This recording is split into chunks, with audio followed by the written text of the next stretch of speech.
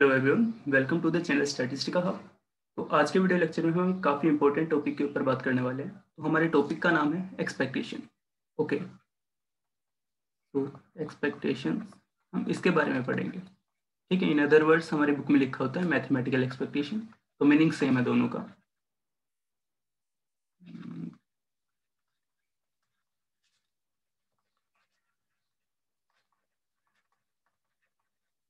ठीक है, तो हम एक्सपेक्टेशन के ऊपर बात करते हैं। तो सबसे पहले हमें देखना होगा कि हम स्टैट्स में किस रेस्पेक्ट में हम एक्सपेक्टेशन के ऊपर बात करते हैं, कब करते हैं, क्यों करते हैं, मतलब मीनिंग क्या होता है, इसका हम प्रॉपर अंडरस्टैंडिंग देखेंगे। तो उससे पहले सबसे बेसिक चीज होती है वो तुम्हें जाननी होगी कि सबसे पहले हमारे पास एक चीज होती है कि हम स्टैट्स के अंदर जो सबसे मेन दो चीजें हैं वो हमारे पास एक तो पॉपुलेशन होती है और एक हमारे पास सैंपल होता है। ठीक है, अब इन दोनों के बीच में क्या डिफरेंस हो गया, पॉपुलेशन तो भाई बहुत ही लार्ज होगी। ठीक है, कि हम पूरी पॉपुलेशन के बारे में स्टडी करें पॉसिबल नहीं होता। कि मान लेता हूँ कि मैं मेरे गांव का एग्जांपल ले लेता हूँ कि देयर इज माई विलेज, और मेरे विलेज में आई गेस मान लेते हैं कि 1000 लोग हैं। ठीक है, अब 1000 लोग हैं, तो अगर मैं देखना चाहूँ कि हाँ भाई इन 1000 लोगों के बारे में इनका कैरेक्टर देखते हैं कि हाँ भाई इनकी एक्टिविटीज क्या होती है, ये किस सिचुएशन में किस वे में एक्ट करते हैं, अगर मेरे को ये चीज स्टडी करनी है तो एक काम तो ये हो सकता है कि मैं पूरी पॉपुलेशन को उठाऊं, जैसे 1000 लोग हैं सबके पास जा रहा हूँ, हाँ भैया आप बताइए कि अगर मैं आपका पेन उठा के भाग जाऊं तो आप क्या करोगे। ठीक है, मैंने सिचुएशन दे दी। अब एक है कि यार तू लेके भाग जा, मैं नया ले लूंगा। एक है कि नहीं मेरे पास एक ही है, मैं तेरे को पीटूंगा। ठीक है, तो कुछ ऐसा है कि मैं पूरी पॉपुलेशन को स्टडी करूं। इससे अच्छा है कि हम क्या करते हैं कि हम एक सैंपल को लेते हैं, उसकी स्टडी करते हैं। ठीक है, क्योंकि सैंपल में चीजें हम मतलब एक सैंपल छोटा हो जाता है, उसको स्टडी करना ईजी होता है। तो स्टेट्स में हमारे पास बस दो चीजें होती हैं कि पॉपुलेशन और सैंपल। ठीक है, तो अगर मैं पॉपुलेशन को लेता हूँ तो यहाँ पे हमें देख पा रहे हैं कि बहुत ही लार्ज होती है। ठीक है, कि यहाँ पे भी हमें नहीं पता कि कितनी उसकी लार्जनेस होगी, कि कितनी भी बड़ी हो सकती थी, लेकिन जो सैंपल होता है वो समहाउ रेस्ट्रिक्टेड होता है। ठीक है, रेस्ट्रिक्टेड करने का मतलब क्या हो गया, यहाँ पे जो सैंपल का साइज होता है दैट इज फेयरली इनफ कि हम उसके बारे में स्टडी कर सकते हैं। ठीक है, कि मान लेते हैं मैंने जो 1000 लोग थे, तो मैं मान लेता हूँ कि मेरे गाँव में नियर अबाउट जैसे 1000 लोग हैं, तो हम मान लेते हैं कि 10 गली है। ठीक है, 10 स्ट्रीट है, कि हाँ उन स्ट्रीट्स के अलोंग अलोंग घर बना रखे हैं। तो 1000 लोग हैं, तो मैं हर गली से 5-5 लोग उठाता हूँ कि हाँ इस गली के लोग कुछ इस वे में रहते होंगे, इस गली के लोग कुछ इस वे में, इसके इस वे में 5-5 का सेट लिया, उन सबसे सैंपल जनरेट कर दिया। एक सैंपल जनरेशन का फॉर्म हो सकता है। ठीक है, उस सैंपल के ऊपर बात कर सकते हैं।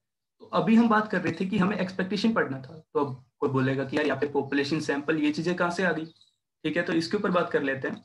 तो अगर मेरे पास एक तो होगी पॉपुलेशन, ठीक है, यहाँ पे लिख देते हैं कि मेरे पास पॉपुलेशन है, इस पॉपुलेशन के ऊपर स्टडी करना है कि कोई मेरे पास एक्स रैंडम वेरिएबल था जो इस पॉपुलेशन को फॉलो कर रहा था, और इस पॉपुलेशन के कोई भी पैरामीटर थे, से सम पैरामीटर थीटा। ठीक है, ये इसका पैरामीटर हो गया। ओके, अब दूसरी चीज है कि हम बोल लेते हैं कि ये जो एक्स था ये हमारे पास कहीं से भी कहीं तक जा सकता था, रियल लाइन हो सकती तो हम पूरी रियल लाइन ले सकते हैं।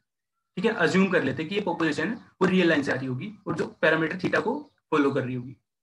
पॉपुलेशन हमें नहीं पता कि ये गामा होगा, बीटा होगा, क्या होगा, एक्सपोनेंशियल कुछ नहीं पता। मेरे को कुछ बताया नहीं, मैंने कुछ नहीं बताया, बस बोल दिया कि कुछ ऐसा पैरामीटर था इसके ऊपर डिपेंड कर रहा है। ओके, उसके बाद हम आते हैं कि रैंडम सैंपल के ऊपर। तो जो रैंडम सैंपल होता है हमें इसके बारे में पता होता है कि सैंपल में वैल्यू होंगी x1 x2 dot dot dot xn, such that n हमें पता होगा कि n कैन बी 5 10 15 100 कुछ भी हो सकता है। ठीक है, ये सैंपल साइज हमें पता होगी। अब देखो, अब हम इन चीजों के ऊपर थोड़ी डिस्क्रिप्टिव स्टैट्स निकालना चाहते हैं। तो ये हमारे पास पॉपुलेशन है, इसके बारे में हम बाद में बात करेंगे। अब हम सबसे पहले सैंपल के ऊपर बात करते हैं। ठीक है, तो अगर मैंने तुम्हें सैंपल दे दिया तो क्या तुम लोग उसका मीन निकाल सकते हो। हम सिंपली फॉर्म में निकाल सकते हैं कि अगर हमें मीन निकालना है कि मीन इस रैंडम सैंपल का, that will be X bar and this will be summation X I divided by N. ठीक है, ये चीज होगी।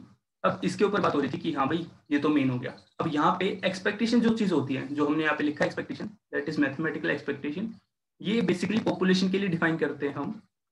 तो पॉपुलेशन के लिए किस फॉर्म में डिफाइन करेंगे कि हम इन शॉर्ट पॉपुलेशन का ही जो मीन होता है। ठीक है, पॉपुलेशन के लिए हम मीन नहीं लिखते, हम एक्सपेक्टेशन लिखते हैं। तो जो पॉपुलेशन देखो सैंपल में जो मीन का काम था वो पॉपुलेशन में एक्सपेक्टेशन का काम है।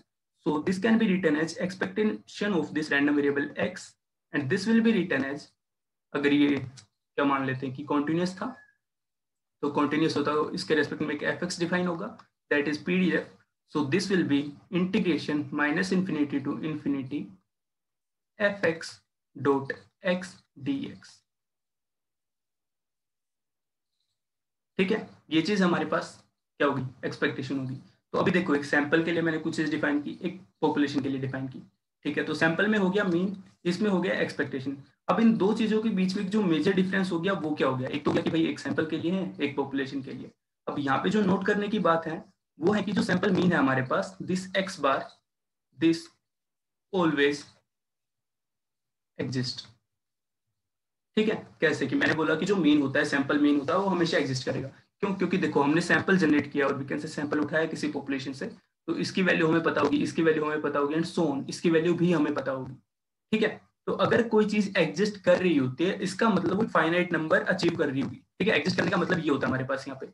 अभी अगर मैं बोलूँ कि ये एग्जिस्ट कर रही है, तो इसका मतलब ये हमें कोई एक नंबर दे रहा होगा, say some R, this R is a real number. ठीक है, और एक फाइनाइट नंबर होगा जिसको हम बता सकते हैं। सो दिस ऑलवेज एग्जिस्ट, क्योंकि हम समेशन निकाल सकते हैं, सैंपल साइज हमें पता होता है। तो समेशन को अगर देखो, समेशन भी एक रियल नंबर होगा, रियल नंबर को सैंपल साइज से डिवाइड करेंगे तो मीन आ जाएगा। तो ये हमेशा एग्जिस्ट करेगा। अब बात करते हैं इसके ऊपर की जो एक्सपेक्टेशन है, इसके ऊपर क्या इंपैक्ट पड़ेगा कि क्या ये हमेशा एग्जिस्ट करेगा या नहीं करेगा। तो जब हमने 12th में इंटीग्रेशन पढ़ा था, ठीक है, 12th का मेजर पार्ट कैलकुलस था, तो वहां पे हमने इंटीग्रेशन पढ़ा था, तो हो सकता था हमारे पास जो इंटीग्रेशन हो रहा होगा, अभी यहाँ पे मैंने पर्टिकुलर ले लिया कि माइनस इन्फिनिटी से लेके इन्फिनिटी। ठीक है, अब रेंज तो कुछ भी हो सकती थी कि रियल नंबर ये कहाँ से भी कहीं तक जा सकता था, कि जैसे अगर हम नॉर्मल लेते हैं तो माइनस इन्फिनिटी टू इन्फिनिटी, बाकी लेते हैं जैसे क्वेश्चन लेते हैं तो जीरो से लेके इन्फिनिटी। ठीक है, इन सो ऑन की कुछ भी उसकी रेंज हो सकती थी। तो अगर हम जनरल फॉर्म में लिखें कि एक्सपेक्टेशन ऑफ एक्स, ओके, अगर मैं इसको लिखना चाहूँ और कोई रैंडम वेरिएबल था जो वैल्यू ले रहा था ए से लेके बी तक, सो this will be x into F of x D X. ठीक है, तो ये हमारे पास एक्सपेक्टेशन हो गया। तो एक्सपेक्टेशन का फाइनल आंसर क्या होगा, जो हमारे पास ये वाला इंटीग्रेशन है, जो हमने ये इंटीग्रेट किया है यहाँ पे, इस इंटीग्रेशन की वैल्यू। अब हम सबको पता होता है कि हमारे पास जो इंटीग्रल होता है उसकी वैल्यू फाइनाइट भी आ सकती है, फाइनाइट भी पॉसिबल है और इनफाइनाइट भी पॉसिबल है। ठीक है, तो अगर हमारे पास फाइनाइट वैल्यू आ रही होगी, इन दैट केस हमारे पास एक्सपेक्टेशन एग्जिस्ट कर रहा होगा। और अगर हमारे पास जो इंटीग्रेशन था इसकी वैल्यू इनफाइनाइट आ रही होगी, इन that case expectation does not exist. ठीक है, तो हमारे पास ये होता है एक एक्सपेक्टेशन का बेसिक आइडिया। एक पॉपुलेशन होती है, एक सैंपल होता है। सैंपल के लिए हम मीन निकालते हैं, पॉपुलेशन के लिए हम एक्सपेक्टेशन निकालते हैं। सैंपल मीन हमेशा एग्जिस्ट करता है और जो एक्सपेक्टेशन होती है वो हमेशा एग्जिस्ट नहीं करती। ठीक है, अब ये तो हो गया, हमने सिर्फ एक कंटिन्यूस का केस लिया था। अब हमारे पास रैंडम वेरिएबल डिस्क्रीट भी हो सकता था। तो अगर मेरे पास डिस्क्रीट का केस होगा, तो उस केस में मेरे पास प्रोबेबिलिटी फंक्शन डिफाइन होगा, पी ऑफ एक्स डिफाइन होगा, और जो एक्स को हम यहाँ पे भी मान लेते हैं कि माइनस माइनस कर रहा हूँ, ए से लेके बी तक, यहाँ तक जा रहा होगा, डिस्क्रीट वैल्यू ले रहा होगा। ठीक है, इंटरवल लिखा है लेकिन यहाँ पे डिस्क्रीट वैल्यूज है, ध्यान रखेंगे सभी। तो हम क्या कर रहे होंगे, लाइक ए होगा a1+1 a2+, ठीक है, एंड सो ऑन, ऐसे जाएगा। तो इसमें जब हम एक्सपेक्टेशन लिखेंगे तो expectation of x, this will be x into P of x, बस वही पीछे वाला फॉर्मूला। ठीक है, और ये किस रेंज के लिए समेशन हो जाएगा, और ऑल एक्स, एक्स की जो भी यहाँ से वैल्यू आ रही उन सब के लिए हम इसको मल्टीप्लाई करते जाएंगे प्रोबेबिलिटी से और समेशन करते जाएंगे, तो हमें एक्सपेक्टेशन दे देगा। ठीक है, सो बेसिकली ये देखो एक सीरीज बन जाएगी। ठीक है, मतलब अगर रियल एनालिसिस पढ़ा हुआ तो वहां पे हमने चीजें पढ़ रखी है कि सीरीज भी चीज होती है। तो सीरीज कन्वर्जेंट भी हो सकती है और डाइवर्जेंट भी हो सकती है। तो अगर हमारी सीरीज ये कन्वर्जेंट बनेगी, लाइक ये क्या बनेगा, अगर मैं बोल देता हूँ x1 dot P of x1 plus x2 P of x2 and so on, ये जाता जाएगा। ठीक है, तो इनफाइनाइट तक जाएगा ये। ओके, तो इसके बाद क्या हो गया, एक सीरीज बन गई। ठीक है, सीरीज मैथमेटिकल टर्म्स में यही होती थी कि हम कुछ टर्म्स को समेशन करते थे। तो अगर ये सीरीज फाइनाइट होगी, इन दैट केस हम बोलेंगे कि यहाँ पे एक्सपेक्टेशन एग्जिस्ट करेगी। ठीक है, इफ सीरीज इज फाइनाइट, और वी कैन से कन्वर्जेंट। ठीक है, कन्वर्जेंट करने का मतलब वही हो गया ना कि हम इन टर्म्स को समेशन करते जाएंगे, और अगर वो किसी फाइनाइट नंबर को अचीव कर लेंगी तो हम बोलेंगे वो कन्वर्जेंट हो जाएगी, उस नंबर पे कन्वर्ज करके। ठीक है, तो इसी फॉर्म में जो एक्सपेक्टेशन था वो भी कन्वर्ज कर जाएगा, दैट मींस वो भी एक फाइनाइट नंबर ले रहा होगा। तो इस केस में हम बोलेंगे कि एक्सपेक्टेशन एग्जिस्ट करेगी। कॉन्टिन्यूस का केस हमने पीछे देख लिया है। ठीक है, तो अगर हमारे पास कॉन्टिन्यूस वाले केस में, अगर तुम्हें मैथ्स की पीछे वाली चीजें याद होंगी, तो एक चीज याद आती होगी कि अगर हम इंटीग्रेट करते थे ए से लेके B some function F X. ठीक है, यहाँ पे सम फंक्शन बोल रहा हूँ, नोट इन पर्टिकुलर वो बोल रहा हूँ कि हाँ भाई ये पीडीएफ है। ठीक है, सम फंक्शन बोला है मैंने। अगर हम इसको इंटीग्रेट करते थे and this coming out to be infinity, in that case हम इस इंटीग्रेशन को बोलते थे this integration is improper integration.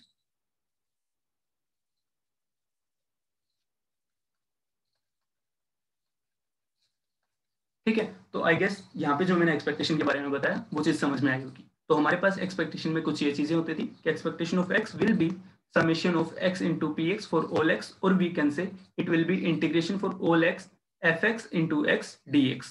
ठीक है, एक बार डिस्क्रीट के केस में, एक बार कॉन्टिन्यूस के केस में। यहाँ पे जो चीज याद रखनी थी वो थी कि एक पॉपुलेशन के लिए डिफाइन होता है दैट इज एक्सपेक्टेशन, एक मीन के लिए, उसके लिए सैंपल के लिए डिफाइन होता है दैट इज एक्स बार। ठीक है, तो एक्स बार हमेशा एग्जिस्ट करता है और एक्सपेक्टेशन एग्जिस्ट करे ये जरूरी नहीं है। ठीक है, करता भी है नहीं भी करता है। ओके, इसके बाद हम कुछ नोट करके कुछ चीजें लिखेंगे यहाँ पे, और वी कैन से कुछ चीजें देखेंगे वो मेरे पास है।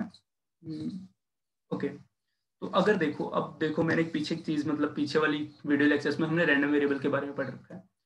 तो वहां पे हमने पढ़ रखा था कि कोई मेरे पास एक्स रैंडम वेरिएबल था, और अगर जी कोई फंक्शन था तो g of x this will also be a random variable, अगर ये फंक्शन हमारे पास कॉन्टिन्यूस होता था या मोनोटोनिक होता था। ठीक है, ये चीज हम पीछे पढ़ के आए हैं। तो अभी अगर मैं बोलता हूँ कि मेरे पास एक रैंडम वेरिएबल था एक्स, यहाँ पे स्टार करके लिख सकते हैं कि मेरे पास एक रैंडम वेरिएबल था जो ए से लेके बी तक जा रहा था। ठीक है, तो हमें इसकी एक्सपेक्टेशन पता होती है कि expectation of X will be integration A to B X dot F of x D X. यहाँ पे पीडीएफ हो गया। ठीक है, किसका? इसका, एक्स का। ठीक है, एक्स के लिए पीडीएफ हो गया ये। ओके, तो अभी देखो ये वाली एक्सपेक्टेशन हमें आ गई। अब मैं अगर कुछ चीज और लिखना चाहूँ कि मैं एक्स का एक फंक्शन जनरेट कर देता हूँ। ठीक है, कि मैंने फंक्शन बना दिया जी ऑफ एक्स, और ये फंक्शन था, ये हम बोल देते हैं कि कॉन्टिन्यूस है, और समहाउ हम बोल देते हैं कि ये वाला भी एक रैंडम वेरिएबल है। तो इसकी मिनिमम वैल्यू क्या होगी? जब हम एक्स की मिनिमम वैल्यू रख रहे होंगे तो यहाँ पे कोई मिनिमम वैल्यू दे रहा होगा, सम वैल्यू सी, यहाँ पे कोई मैक्सिमम वैल्यू दे रहा होगा डी। ठीक है, क्योंकि इसकी मिनिमम और मैक्सिमम हमें पता है। तो हमने क्या किया है, एक रैंडम वेरिएबल से नया रैंडम वेरिएबल बना दिया। तो अगर मैं बोलूं कि तुम्हें इस रैंडम वेरिएबल के लिए एक्सपेक्टेशन निकालनी है, तो इसको सबसे पहले हम नाम दे देते हैं इट कैन बी सेम और सम एच। ठीक है, रैंडम वेरिएबल एच हो गया। ओके, तो अगर मेरे को एक्सपेक्टेशन ऑफ एच निकालना होता है, देन बेसिक प्रॉपर्टी यही लगाएंगे कि integration of C to D H dot F of H D H. ठीक है, ये हो गया। अभी इतना बड़ा सा हो गया। अब यहाँ पे देखो एच के बारे में हमें पता है, एक्स की वैल्यू से हमें सी और डी पी पता होगा। ठीक है, अब बच गया F of H, that means PDF of random variable H. ठीक है, लेकिन अभी तक के वीडियो लेक्चर्स में, लाइक पीछे वाले रैंडम वेरिएबल में मैंने अभी तक जो भी पढ़ा है उसमें मैंने ये चीज नहीं बताई कि हम एक और नया रैंडम वेरिएबल जनरेट कर देते हैं, तो वहां पे हम उसकी एक्सपेक्टेशन और वीकेंड से उसका पीडीएफ हम कैसे जनरेट करेंगे, ये चीज हमने अभी तक नहीं पढ़ी थी। हाँ, कमिंग वीडियोज में मैं उसके बारे में पढ़ाऊंगा, मतलब प्रॉपर की ट्रांसफॉर्मेशन ऑफ रैंडम वेरिएबल हम किस फॉर्म में यूज करते हैं, पीडीएफ वगैरह किस फॉर्म में जनरेट करते हैं, लेकिन अभी तक नहीं किया। तो इसका मतलब मैं यहाँ पे इसका यूज भी नहीं करूंगा। ठीक है, तो बेसिक सी बात है, यहाँ पे हम क्या यूज करेंगे, हम जो गिवन पीडीएफ होता है उसी का यूज करेंगे। तो वो किस फॉर्म में करेंगे उसके बारे में बात करते हैं। तो अगर मेरे पास जो यहाँ पे एक्स था, ठीक है, तो अगर मैं एक्स की एक्सपेक्टेशन ले रहा था तो क्या कर रहा था, एक्स से मल्टीप्लाई कर रहा था एक्स की पीडीएफ को, और इंटीग्रेट कर रहा था उसकी पूरी रेंज के लिए एक्स के लिए। तो अभी यहाँ पे क्या हो रहा है, g of x this is a function of x. अगर मेरे को इसकी एक्सपेक्टेशन निकालनी है तो यहाँ पे भी हम कुछ नहीं करेंगे, बस पीछे वाली फॉर्म ही यूज करेंगे। कैसे यूज करेंगे कि अगर मेरे को expectation of ji of X निकालना है, then this thing will be integration of g of x into f of x dx, और x x चल रहा है हर जगह पे, तो x की रेंज क्या थी, a से लेके b, so a to b, so this will be the expectation of gx, or we can say expectation of the random variable h। ठीक है, तो देखो अब यहाँ पे देखो क्या चीज सिंपल होगी, अगर हम ट्रांसफॉर्मेशन लगाते हैं तो हमें सबसे पहले तो h के लिए जो पीडीएफ होगा वो जनरेट करना पड़ेगा। तो यहाँ पे अगर हम बेसिक डेफिनेशन लगा रहे हैं कि हाँ एक रैंडम वेरिएबल था, उसके बारे में हमें पता था, उसका कोई फंक्शन बनाया, उसकी एक्सपेक्टेशन निकालनी थी, तो हमने जैसे पीछे वाली चीजें यूज की तो हमारे पास क्या हो गया, हमारे पास टाइम बच गया। किस चीज के लिए, कि हमें जो एफ ऑफ एस था ये निकालना ही नहीं पड़ा, इसके लिए सोल्व नहीं करना पड़ा। ठीक है, क्योंकि हम इसका यूज किए बिना ही एक्सपेक्टेशन निकाल पाए जी ऑफ एक्स की, तो हमारे पास डायरेक्ट फॉर्म कुछ ही होती थी। ठीक है, तो ये पॉइंट था, हमें इसको याद रखना है। अब इसके बाद हम आगे वाले पॉइंट के ऊपर आते हैं।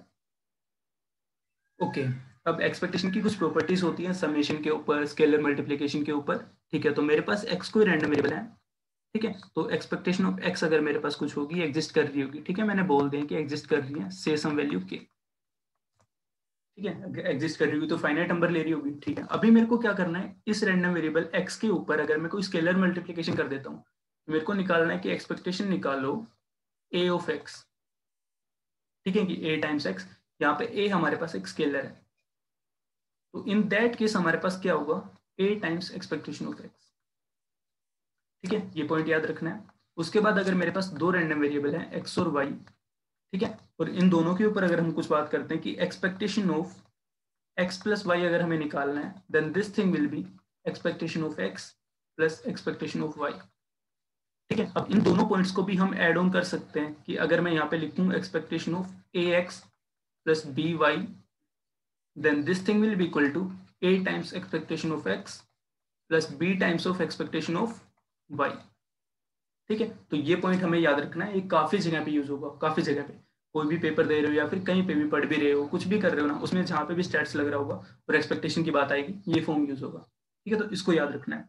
इसके बाद मेरे पास है कि अगर मेरे पास एक काफी इंपॉर्टेंट पॉइंट है यहाँ पे मैंने लिखा है। ठीक है, तो अगर मेरे पास दो रैंडम वेरिएबल है एक्स और वाई, ठीक है, ध्यान से देखेंगे इस वाले पॉइंट को, काफी इंपॉर्टेंट है, मैं इंपॉर्टेंट लिख देता हूँ यहाँ पे कि मेरे पास दो रैंडम वेरिएबल है एक्स और वाई, मैं इसके ऊपर बात कर रहा हूँ।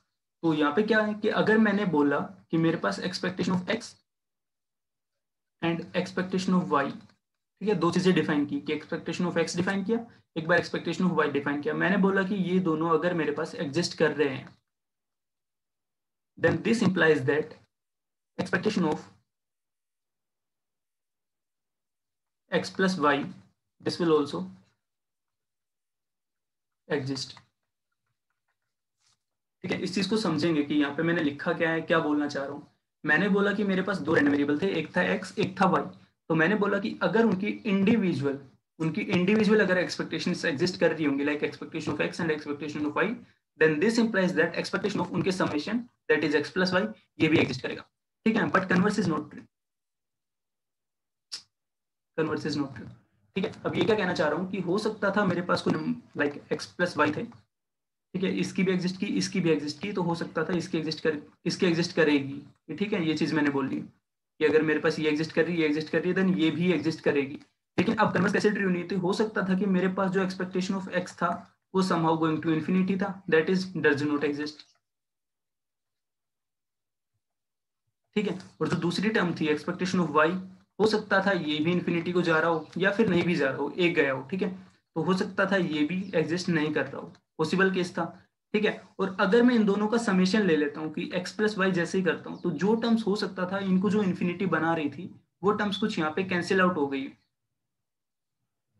ठीक है, तो हो सकता था एक पॉसिबल केस कि जहाँ पे ये टर्म्स कैंसिल आउट हो रही होंगी, वहां पे इसकी एक्सपेक्टेशन जो प्रॉपर टर्म बन रही है x प्लस वाई, इसकी एक्सपेक्टेशन लेस देन इन्फिनिटी है, दैट मीन्स एग्जिस्ट कर रही है, लेकिन इंडिविजुअल एग्जिस्ट नहीं कर रही थी। लेकिन अगर इंडिविजुअल एग्जिस्ट कर रही होंगी तो उनका समेशन के लिए भी एग्जिस्ट करेगी। ठीक है, ये पॉइंट हमेशा याद रखना है, काफी इंपॉर्टेंट पॉइंट है। तो यहाँ पे हमने एक पॉइंट पढ़ा। ठीक है, तो ये चीज हो गया हमारे पास एक एक्सपेक्टेशन के बारे में कि समेशन के बारे में। तो आगे क्या हो रहा होगा, मतलब वो कि अगर इंडिविजुअल एग्जिस्ट कर रही होंगी तो उनका समेशन के लिए भी एग्जिस्ट करेंगी। ठीक है, अब इससे अगला पॉइंट हमारे पास क्या है, ओके, इसके बाद हमारे पास अगला पॉइंट है इंडिपेंडेंट के लिए। तो मैंने बोला कि अगर मेरे पास x और y दो रैंडम वेरिएबल हैं और इन दोनों की एक्सपेक्टेशन एग्जिस्ट कर रही है, that means expectation of x comma expectation of y both are less than infinity. ठीक है, इसका मतलब एग्जिस्ट कर गई। और अगर ये दोनों रैंडम वेरिएबल अलजेब्रिकली, अगर ये अलजेब्रिकली इंडिपेंडेंट है, इन दैट केस क्या होगा हमारे पास, जो expectation of x dot y होगा, this will be equal to expectation of x dot expectation of y। ठीक है, मैंने क्या बोला कि मेरे पास अगर दो रैंडम वेरिएबल्स इंडिपेंडेंट होंगे, और we can say in particular form algebraically independent, तो अगर वो अलजेब्रिकली इंडिपेंडेंट होंगे, in that case expectation of x dot y this will be equal to expectation of x dot expectation of y। ठीक है, but converse is not true. यहाँ पे भी वो पीछे वाला पॉइंट है कि अगर इंडिपेंडेंट होंगे तो ये कंडीशन सेटिस्फाई करेंगे, लेकिन ऐसा नहीं है कि अगर ये कंडीशन सेटिस्फाई कर दी तो इंडिपेंडेंट भी होंगे। ठीक है, तो ये चीज हमें याद रखनी है यहाँ पे कि अगर मेरे पास दो रैंडम वेरिएबल अलजेब्रिकली इंडिपेंडेंट है तो उनका मल्टीप्लिकेशन की एक्सपेक्टेशन कुछ हम इस फॉर्म में लिख सकते हैं। तो ये हमारे पास एक्सपेक्टेशन के बारे में कुछ चीजें होगी। ये देखो, मतलब ये जनरली है, लेकिन अगर तुम नॉर्मल या फिर बर्नौली पॉपुलेशन लोगे तो वहाँ पे ये एक्सपेक्टेशन के लिए जो ये इनवर्स था ये भी फॉलो कर जाएगा। ठीक है, नॉर्मल और बर्नौली के लिए फॉलो करता है, लेकिन इन जनरल नहीं करता है। ठीक है, तो कुछ एक्सेप्शंस होते हैं जिनको हमें याद रखना पड़ेगा। ठीक है, अब हम आगे बात करते हैं। ठीक है, ये कुछ प्रॉपर्टीज होगी, इनके बाद एक छोटी सी और प्रॉपर्टी है तो हमारे पास होती है कि अगर हम किसी कांस्टेंट को ऐड ऑन कर देते हैं, ठीक है, तो मेरे पास एक एक्स रैंडम वेरिएबल था, तो हमने सबसे पहले देखा कि एक्सपेक्टेशन ऑफ ए एक्स क्या होता था, this will be a times expectation of x. अब इसमें एक और चीज अगर मैं ऐड ऑन कर देता हूँ कि हमें बताओ expectation of A x plus b, यहाँ पे ए और बी जो दो चीज है वो दोनों स्केलर है, in that case this will be a times of expectation of x plus b. ठीक है, तो ये प्रॉपर्टी भी हमें याद रखनी है। इसके बाद एक काफी इंपॉर्टेंट चीज है, ये सोचना है, सबसे पहले सोचेंगे इसके बारे में कि कोई रैंडम वेरिएबल था वो अपनी कोई भी वैल्यू ले सकता था। हमने अभी पीछे पीछे देखा था कि रैंडम वेरिएबल कोई भी रियल नंबर से कहीं पे भी ले सकता था, लेकिन अगर मैं रैंडम वेरिएबल को फिक्स कर देता हूँ कि जो एक्स रैंडम वेरिएबल होगा this will be greater than equal to zero. ठीक है, तो मेरा कोई रैंडम वेरिएबल है जो हमेशा जीरो या फिर जीरो से बड़ी वैल्यू ले रहा होगा। तो अगर मेरे पास कुछ ऐसा रैंडम वेरिएबल है, इन दैट केस तो मुझे बताओ कि अगर हम एक्सपेक्टेशन ऑफ एक्स के ऊपर अगर हम बात करेंगे तो ये क्या होगा। एक्सपेक्टेशन ऑफ एक्स क्या था हमारे पास, कोई भी लेस देन इन्फिनिटी वैल्यू थी। ठीक है, दैट मीन्स कोई फाइनाइट नंबर था, और फाइनाइट नंबर हो सकता था कि वो फाइनाइट नंबर 1 हो, 2 हो, 50 हो, ठीक है, कुछ भी हो, या फिर हो सकता था -1, -20, -50, कुछ भी हो सकता था। ठीक है, तो अभी मैंने बोला कि कोई रैंडम वेरिएबल है जो अपनी पर्टिकुलर वैल्यूज ले रहा है कि उसकी वैल्यू हमेशा greater than equal to zero. In that case हमें बताने की एक्सपेक्टेशन ऑफ एक्स क्या होगा। ठीक है, तो इसके बारे में बात कर लेते हैं। तो हमें क्या करना होता है, अगर मैं इसको greater than equal to zero continuous का केस ले लेते हैं, तो हम इसको इंटीग्रेट करेंगे जीरो से लेके इन्फिनिटी। ठीक है, क्योंकि जीरो से बड़ा है, उसके बाद अलावा कुछ नहीं बोला इसने। ठीक है, तो जीरो से लेके इन्फिनिटी हम करेंगे x into F of x, ठीक है, डी एक्स। तो इंटीग्रेशन हो रहा है दो टर्म्स का। ठीक है, तो हम किसी भी जनरल टर्म को उठा लेते हैं, हम सिंपली इसको उठा लेते हैं, इसके ऊपर स्टडी करते हैं कि इसकी क्या वैल्यू रही होगी। तो x की वैल्यू या तो जीरो हो सकती है या फिर जीरो से बड़ी, इसका मतलब ये वैल्यू जीरो या फिर जीरो से बड़ी है, नेगेटिव तो कभी नहीं है। और ये बात होगी एफ ऑफ एक्स के ऊपर, तो जो एफ ऑफ एक्स होगा वो हमेशा ग्रेटर देन जीरो होगा। प्रोबेबिलिटी की वैल्यू हमने पढ़ी है, प्रोबेबिलिटी या फिर जीरो या फिर greater than equal to zero. यहाँ पे भी ये चीज है कि जीरो और वन के बीच में लाई करती है हमेशा प्रोबेबिलिटी। ओके, तो हमें पता चल गया कि जो ये दोनों का मल्टीप्लीकेशन होगा ये हमेशा greater than equal to zero होगा। तो हो सकता था सारी टर्म्स के लिए जीरो रहो, ठीक है, या फिर किसी टर्म के लिए जीरो, किसी के लिए पॉजिटिव।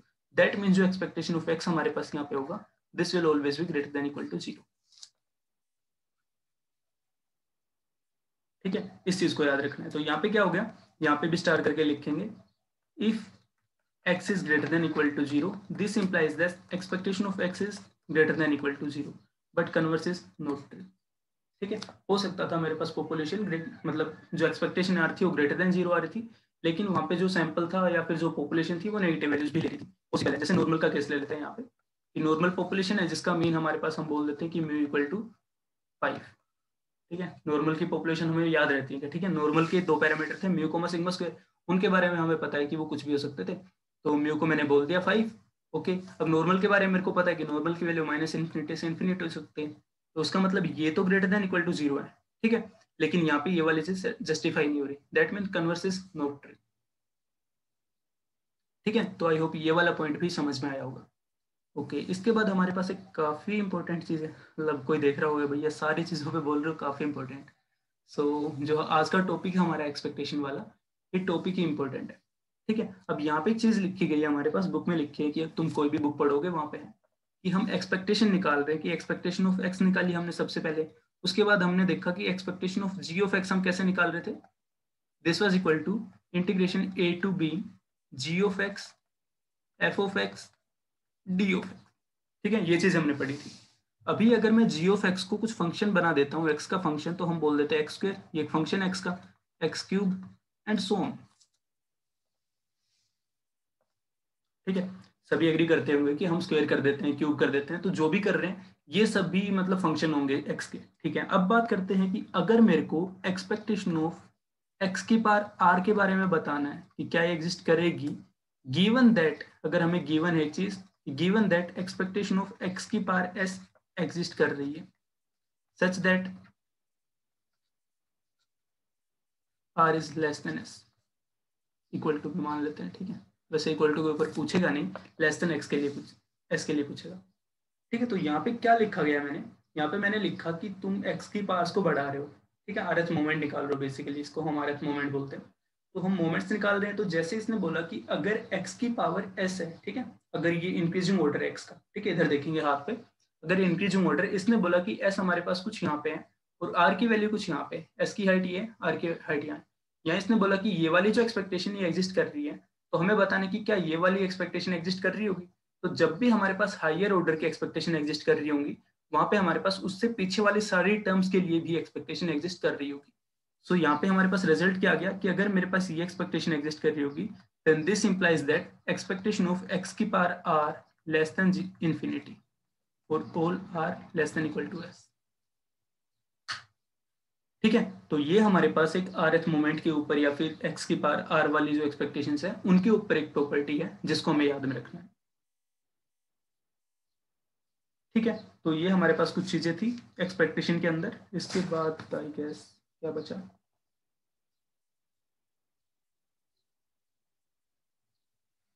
ठीक है, एक प्रॉपर्टी और है, उसको भी साइड में करके लिख लेंगे। यहाँ पे मैंने लिखा कि मेरे पास कोई x और y दो इंडिपेंडेंट रैंडम वेरिएबल, ठीक है। यहाँ पे मैंने बोला कि मेरे पास x और y दो इंडिपेंडेंट रैंडम वेरिएबल है। ठीक है, तो जो इंडिपेंडेंट रैंडम वेरिएबल होंगे उनके बारे में एक चीज हमें पता है कि expectation of x dot y this equal to expectation of x dot expectation of y, ये चीज हमें पता है। ठीक है, अभी मैं x का एक फंक्शन बना देता हूँ g ऑफ x और y का फंक्शन बना देते हैं h ऑफ x।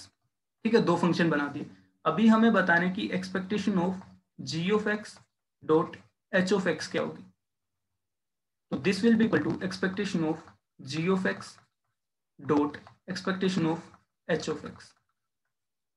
ठीक है, तो यहाँ पे क्या प्रॉपर्टी होगी, ये प्रॉपर्टी होगी कि मेरे पास दो वैल्यूज हैं कि x और y अगर दोनों रैंडम वेरिएबल्स थे जो इंडिपेंडेंट है, तो उनकी प्रॉपर्टी ये जस्टिफाई करती है। तो इन इंडिपेंडेंट रैंडम वेरिएबल से अगर मैं दो नए रैंडम वेरिएबल जनरेट करता हूँ, that is g of x and h of y। यहाँ पे y होगा, ये सॉरी यहाँ पे y। Okay, so that mean इसमें तो पूरा ही लेस हो रहा है।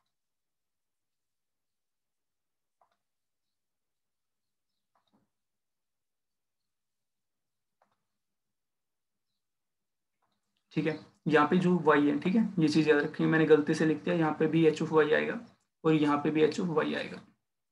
ठीक है, तो अगर मेरे पास दो इंडिपेंडेंट रैंडम वेरिएबल थे x और y, तो उन इंडिपेंडेंट रैंडम वेरिएबल्स का अगर मैं यूज करते हुए दो नए रैंडम वेरिएबल जनरेट करता हूँ, एक g ऑफ x और एक h ऑफ y, तो अगर उनके ऊपर बात करेंगे तो वो भी इंडिपेंडेंट वाली प्रॉपर्टी को जस्टिफाई करेंगे। ठीक है, तो एक्सपेक्टेशन के अंदर हमने कुछ ये चीजें पढ़ी, तो इनको तुम्हें ध्यान रखना है। एक्सपेक्टेशन काफी इंपॉर्टेंट टॉपिक है, इसके आगे की चीजें हम आगे की वीडियो में पढ़ेंगे। आज में बस एक्सपेक्टेशन की बेसिक चीजें हमने पढ़ी, तो आई होप ये चीजें समझ में आई होंगी।